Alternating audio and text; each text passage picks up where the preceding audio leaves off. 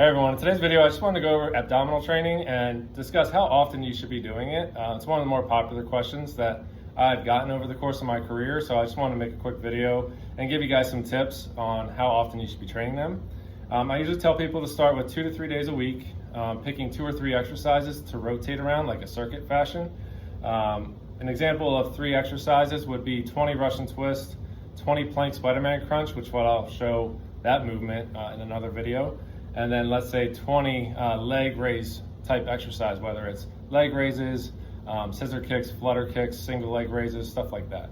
And then you would just rotate between those 3 exercises for 2 to 4 rounds. As you progress, then you move on to, let's say, a timed ab training exercise where you'll do like a 7-minute AMRAP, 10-minute AMRAP, and then if that starts to get easy, you can incorporate up to a 15-20 minute AMRAP, but that isn't going to be just ab training. Usually what I'll see, let's say CrossFitters, because AMRAPs are very popular in the CrossFit community, they'll do something where they'll incorporate a conditioning piece of equipment, say an assault bike or a rower, and then they'll do that for about a minute, 30 seconds to a minute, rotate to an ab exercise like the GHD for 20 reps, or do 20 reps with the toes to bar, and then maybe pick out 1 or 2 other exercises and just rotate around all those movements for 20 minutes.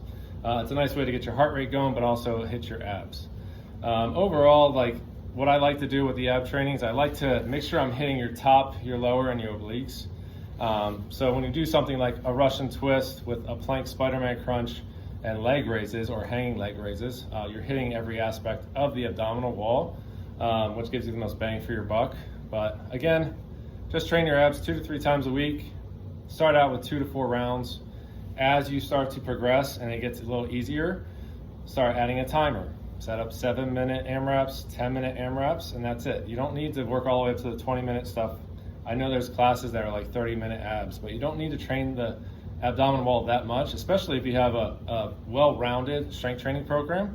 One of the studies that I came across, I might be butchering it, but it basically said a heavy set of 5 on back squat is the equivalent or better than a minute plank. So your abdominal wall is being worked whenever you're working with free weights, barbell lifts, anything like that. So don't overkill with the body weight exercises that you see. Remember, abs are made in the kitchen. That's not a joke, especially as you get older in age.